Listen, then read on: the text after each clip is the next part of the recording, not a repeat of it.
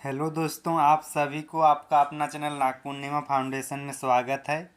आज की इस वीडियो में हम लोग रामसर साइट के बारे में चर्चा करेंगे। रामसर साइट आए दिन एग्जाम में पूछते रहता है कि इनमें से कौन सा साइट्स जो है रामसर साइट्स का हिस्सा है, उसका भाग है, उनमें नामांकन है और कौन सा नहीं है। तो ये इस टाइप से क्वेश्चन पूछता है। दूसरा पूछता है कि कौन सा रामसर स्थल किस राज्य में अवस्थित है।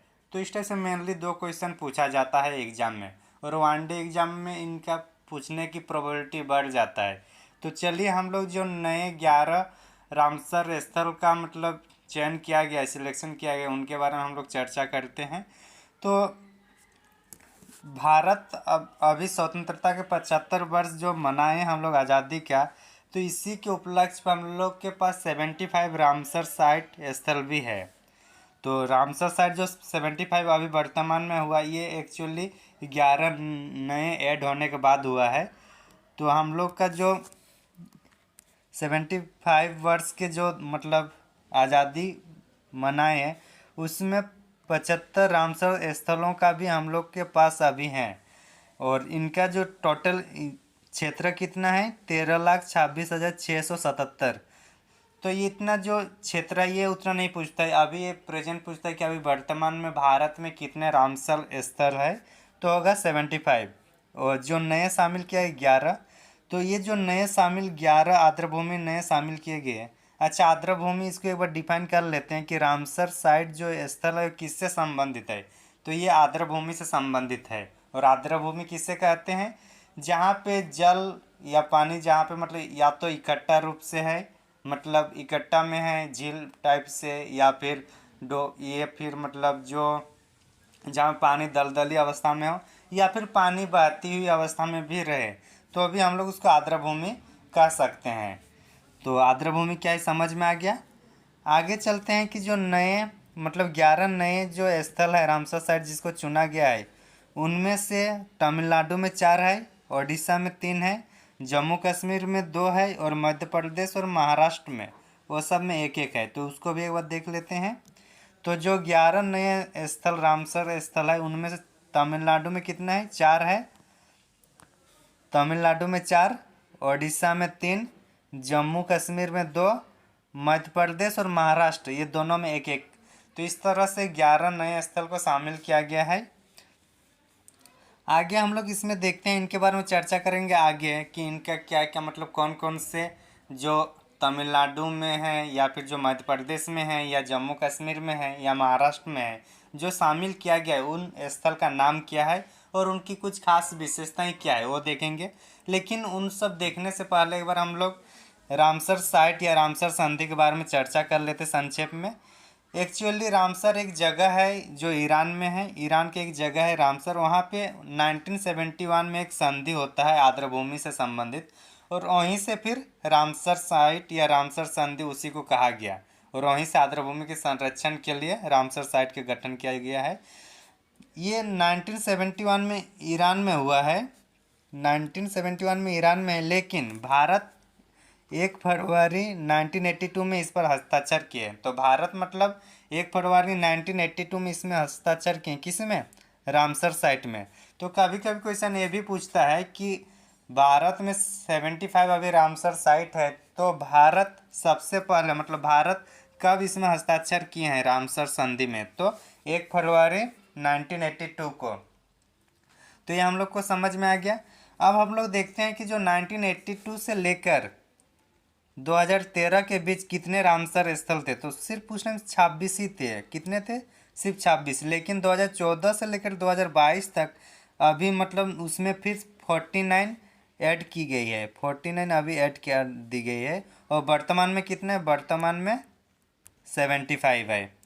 तो आगे देखते हैं हम लोग, चलिए। 2022 में कुल 28 रामसर स्थल का घोषित किया है, मतलब एक ही साल में इतना, कितना, 28 जो रामसर साइट है वो 2022 में गठन किया गया है, मतलब प्रमाणित की गई है। और उस आधार से अभी हम लोग का टोटल कितना है, टोटल हम लोग का है 75। तो 75 याद रह जाएगा क्योंकि हम लोग अभी 75वां हम लोग आज़ादी मनाए 75वां वर्ष, तो याद रह जाएगा। और अभी वर्तमान में अगर हम लोग देखें तो तमिलनाडु में सर्वाधिक संख्या में है रामस्थल साइट। जो रामसर साइट जो है, रामसर साइट कहाँ सबसे ज़्यादा है, ये कभी कभी क्वेश्चन पूछ देता है कि कौन से राज्य में रामसर स्थल ज़्यादा है। तो कौन से राज्य में ज़्यादा है, तमिलनाडु में। और कितना है, 14। सेकेंड पोजीशन में आता है हम लोग का उत्तर प्रदेश, यहाँ कितना है, 10 है। तो ये भी हम लोग देख लिए। अब हम लोग जो 11 शामिल किए गए हैं वर्तमान में, जो 11 रामसर स्थल शामिल किया गया, उनके बारे में हम लोग संक्षेप में चर्चा करते हैं। तो सबसे पहला हम लोग जो चर्चा करेंगे वो तम्पारा झील है। ये हम लोग का उड़ीसा में है। कहाँ पे है, जो तम्पारा झील है, तम्पारा झील हम लोग का कहाँ पे है, गंजम जिले कहाँ पे, ओडिशा में। तो कम से कम हम लोग को ओडिशा याद रखना है कि तम्पारा झील कहाँ पे है, ओडिशा में। अगर उस जिले का भी नाम रख पाए तो और अच्छी बात है, गंजम जिला। ये ओडिशा राज्य की सबसे प्रमुख मीठे पानी की झील है। तो जो तम्पारा झील है ये क्या है, मीठे पानी का झील है। और यहाँ पे एक्चुअली क्या होता है ना कि जब कोई क्षेत्र होता है, मान के चलिए कोई क्षेत्र है, ठीक, यहाँ पे पानी मतलब इकट्ठा होता था, तो इसी टाइम अंग्रेज लोग इसको क्या कहा, टेम्पो कहा गया। अंग्रेज ने टेम्पो किया तो उसी का नाम फिर वहाँ के क्षेत्रीय लोगों ने तम्पारा कर दिया गया। तो अंग्रेजों ने तम्पारा झील को क्या कहते थे, टेम्पो। तो ये भी क्वेश्चन पूछा जा सकता है कि निम्नलिखित में से कौन सा रामसर स्थल का नाम अंग्रेजों ने टेम्प रखा था। तो किनका रखा था, तम्पारा का। तो ये समझ में आ गया। आगे चलते हैं हम लोग फिर। आगे हीराकुंड। हीराकुंड जलाशय आप सभी को याद होगा कि हीराकुंड कौन सी नदी पे है, महानदी पे है।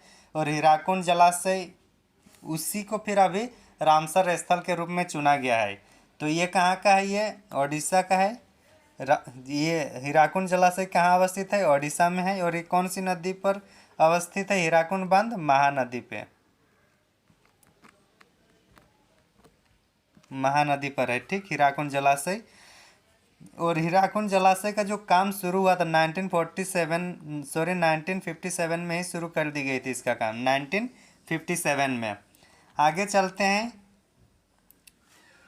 देखिए छोटा सा हीराकुंड डैम का एक छोटा सा यहाँ फोटो हम लोग दिखाने की कोशिश किए हैं। आगे हम लोग देखते हैं अनसुपा झील। ये भी हम लोग कहाँ पे है, ओडिशा में ही है, अनसुपा झील। अनसुपा झील कटक जिले में है। कौन से जिले में है, कटक जिले में है। और ये कहाँ पे अवस्थित है, ओडिशा में। ये सबसे बड़ी ताज़े पानी की झील है, कहाँ के, बांकी उपमंडल में है। वो सबसे ओडिशा की मतलब वहाँ पे अवस्थित है। और ये ओडिशा की सबसे बड़ी ताज़े पानी की झील है। तो ये भी क्वेश्चन पूछा जा सकता है कि ओडिशा की सबसे बड़ी ताज़े पानी की झील का नाम क्या है। तो अनसुपा झील है। और इसलिए पूछा जा सकता है क्योंकि अभी ये न्यूज में आया है। और जितने भी मतलब झील होगा तो उसकी प्राकृतिक सुंदरता तो होगी ही, वो मतलब लाजमी है, हर एक में मिलेगा ही। साथ ही साथ जैव विविधता, प्राकृतिक संसाधन, ये सब क्या होगा, प्राचीन काल से वहाँ पे जब से झील बना है या जब से वहाँ पे है तो वहाँ की कुछ खास विशेषता होगी ही। इसमें और एक चीज़ है जो हम लोग, अनसुपा झील है, अनसुपा झील एक्चुअली महानदी द्वारा एक महानदी के द्वारा जो अस्बो झील है, अस्बो झील मतलब गोखुर झील, हम लोग गोखुर झील पढ़े होंगे, हिंदी में गोखुर झील बोला जाता है। और गोखुर झील किसे कहते हैं, गोखुर झील जैसे कि अगर मान के चलते हैं कि कुछ ऐसी इस टाइप से नदी बह रही है, ठीक, इस टाइप से नदी बह रही है, इस टाइप से नदी बह रही है, ठीक। अब क्या होगा ना कि जब नदी की धारा मतलब उसकी तेज होगी, उसमें स्पीड आएगी, तो पानी क्या होगा कि पानी इधर जो मोड़ रही थी, पानी न मोड़ कर सीधे इस टाइप से चला जाएगा। तो फाइनली नदी इस टाइप से सीधा चला जा रहा है। तो जो ये वाला जो बच रहा है ये वाला, इसी को हम लोग क्या बोलेंगे, ऑक्सबो झील या गोखुर झील। तो गोखुर झील क्या, ये भी हम लोग समझ लिए। ये वाला जो पानी यहाँ रह गया और नदी इधर से चली जा रही, सीधा कर दी, तो उसको हम लोग ऑक्सबो झील या फिर गोखुर झील कहते हैं। तो महानदी के गोखुर झील से क्या कौन सा लेक का निर्माण हुआ है, अनसुपा झील का। ये समझ में आ गया। इसमें कुछ कुछ संकटग्रस्त प्रजातियां इंडेंजर्ड स्पीसीज है, जैसे कि पक्षी में देखेंगे तो रिनचोप्स एल्बिकोलोसिस, एस्टर्ना एक्यूटिकोडा, हम लोग देख लिए कि जो गोखुर झील है, महानदी में जो गोखुर झील बना हुआ है उससे इस आर्द्रभूमि का निर्माण हुआ है। और ये क्या है, ओडिशा की सबसे बड़ी ताजे पानी का भी झील है। कौन सा? असुम्पा झील। आगे हम लोग चर्चा करेंगे कि जो असुम्पा झील है इसमें 3 संकटग्रस्त पक्षी प्रजाति रहती है, जैसे कि रिनचॉप्स एल्बिकुलोसिस, रिनचोप्स एल्बिकोलिस, ईएन मतलब इंडेंजर्ड है, ठीक, इंडेंजर्ड है। एस्टोना एक्यूटिकोडा और एस्टोना ओरेंटिया। और वीयू का मतलब होता है वुलनरेबल, और ये ईएन का हो रहा है इंडेंजर्ड। तो ये हम लोग देख लिए। साथ ही साथ कुछ 3 संकटग्रस्त मछली की प्रजाति भी यहाँ पाई जाती है। वो कौन कौन सी है? कलारियस मगर, ये भी इंडेंजर्ड है, ईएन है। साइप्रिनस कॉर्पिया, ये वी यू है मतलब वल्नरेबल है। और एक तीसरा जो है वाल्गो। तो ये सब कहाँ पे है? अंशुका झील में है। तो हम लोग देख लिए अंशुका झील के बारे में। अब भाई यशवंत सागर कहाँ पर है? हम लोग का इंदौर में है। और इंदौर कहाँ पे है? इंदौर हम लोग का मध्य प्रदेश में है। इंदौर की बात की जाए तो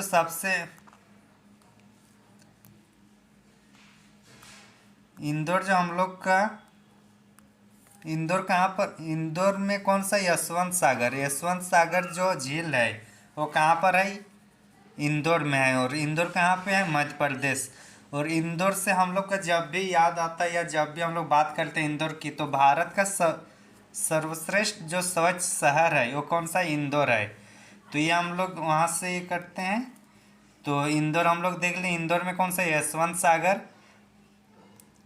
सागर के जलाशय से ही मतलब इंदौर नगर में, मतलब ये जो इंदौर नगर वहाँ का जो जलाशय है उसका आपूर्ति करता है इसी यशवंत सागर से ही। यशवंत सागर को मध्य भारत में दुर्लभ जो सारस क्रेन एक पंछी है। सारस क्रेन एक पंछी है, मतलब ये साइबेरियन पंछी है। यहाँ इसका जो मतलब मेन जो पाया जाता है मध्य भारत में, वो हम लोग का यशवंत सागर में ही दिखाई देती है। कहाँ पे? यशवंत सागर में सारस किरण, या मध्य भारत में जो सारस किरण है वो पाई जाती है, दिखाई देती है। आगे हम लोग 5वां नंबर जो देख रहे हैं वो चित्रांगुरी पक्षी अभ्यारण्य है। कौन सा? चित्रांगुरी पक्षी अभ्यारण्य है। ये हम लोग का तमिलनाडु में है। कहाँ पर है ये? तमिलनाडु में अवस्थित है। तो क्वेश्चन पूछता है कि चित्रांगुरी पक्षी अभ्यारण्य कहाँ पर अवस्थित है, कौन से राज्य में अवस्थित है? तो कहाँ पे है ये? तमिलनाडु में अवस्थित है। इसको स्थानीय रूप से चित्रांगुड़ी कौनमौली भी कहा जाता है। चित्रांगुड़ी कौनमौली भी कहा जाता है स्थानीय रूप में इसको। और ये कहाँ पे है? तमिलनाडु में है। और तमिलनाडु में रामनाथपुरम एक जिला है, वहाँ पे अवस्थित है चित्रांगुड़ी पक्षी अभ्यारण्य। आगे चलते हैं। ये आर्द्रभूमि एक मतलब संरक्षित क्षेत्र में है, और ये 1989 के तहत एक संरक्षित क्षेत्र है वहाँ पे। और वही पक्षी अभ्यारण्य के रूप में इसको फिर बाद में घोषित किया जाता है। आगे हम लोग देखते हैं सुचिंद्रम थेरूर वेटलैंड कॉम्प्लेक्स। ये भी हम लोग का तमिलनाडु में ही है। सुचिंद्रम थेरूर वेटलैंड कॉम्प्लेक्स, ये सुचिंद्रम थेरूर मनाकुडी कंजर्वेशन रिजर्व का एक हिस्सा है। जो ये हम लोग जो वेटलैंड है सुचिंद्रम थेरूर वेटलैंड, ये वेटलैंड कौन से कंजर्वेशन रिजर्व का पार्ट है? सुचिंद्रम थेरूर मनाकुडी, सुचिंद्रम थेरूर मनाकुडी कंजर्वेशन रिजर्व का पार्ट है। और इम्पोर्टेंट ये है कि ये कौन से राज्य में है? तो ये तमिलनाडु में है। आगे चलते हैं। इसमें 19वीं सदी के तांबे की प्लेट के शिलालेख में पुसमकुलम, वेंचकुलम, नेदुमथरकुलम और पेरुमकुलम, ये सब इसके नाम से उल्लेख मिलता है 9वीं सदी में। अब आता है वडुवुर पक्षी अभ्यारण्य। ये भी हम लोग का तमिलनाडु में है। कहाँ पे है? तमिलनाडु में है वडुवुर पक्षी अभ्यारण्य। इम्पोर्टेंट यही है कि ये कहाँ पे अवस्थित है, तो ये हम लोग का तमिलनाडु में है, ठीक। वडूवुर पक्षी अभयारण्य। फिर कांचीपुरम पक्षी अभयारण्य, कौन से? कांजीरकुलम पक्षी अभयारण्य कहाँ पे है? ये भी तमिलनाडु में है। कांजीरकुलम पक्षी अभयारण्य कहाँ पे? तमिलनाडु में है। और ये भी रामनाथपुरम जिले में ही अवस्थित है, लेकिन ये जो जगह का नाम है वो है मुदुकुलथुर। मतलब नाम थोड़ा देख लीजिएगा। उनमें से ज़्यादा इम्पोर्टेंट ये है कि ये कौन से राज्य में है? तो कहाँ पे है? तमिलनाडु में है। ये ज़्यादा इम्पोर्टेंट है कि कांजीरकुलम जो पक्षी अभयारण्य है ये कहाँ पर है? ये तमिलनाडु में है। आगे देखते हैं, इसको IUCN रेड लिस्ट में विलुप्त होने कागार पर, इसमें जो एवियन प्रजाति है उसका भी इसमें पालन की जाती है। कौन सी एवियन प्रजातियों? जैसे एस्टर्ना ऑरेंटिया जो अभी हम लोग देखे थे। ठाणे क्रीक, ये भी हम लोग इसको मतलब रामसर साइट में रखा गया। क्रीक का मतलब क्या होता है? क्रीक का मतलब होता है एक दलदली क्षेत्र जहाँ पे पानी मतलब बहता है या फिर मतलब कुछ देर के लिए ठहर जाता है, तो उसको हम लोग क्रीक कहते हैं। क्रीक जैसे कि भारत और सरक्रीक, जैसे भारत और पाकिस्तान के बीच में जो गुजरात वाला जो क्षेत्र है उसको हम लोग क्या बोलते हैं? सरक्रीक बोलते हैं ना। तो वही क्रीक है ये। ठाणे क्रीक ये कहाँ पे है? ठाणा है मतलब ये कहाँ पे है? महाराष्ट्र में है। तो जो ठाणे क्रीक कहाँ पे है? महाराष्ट्र में है।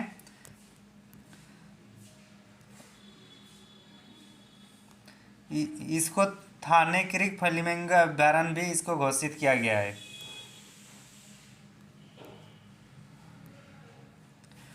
ठाणे क्रीक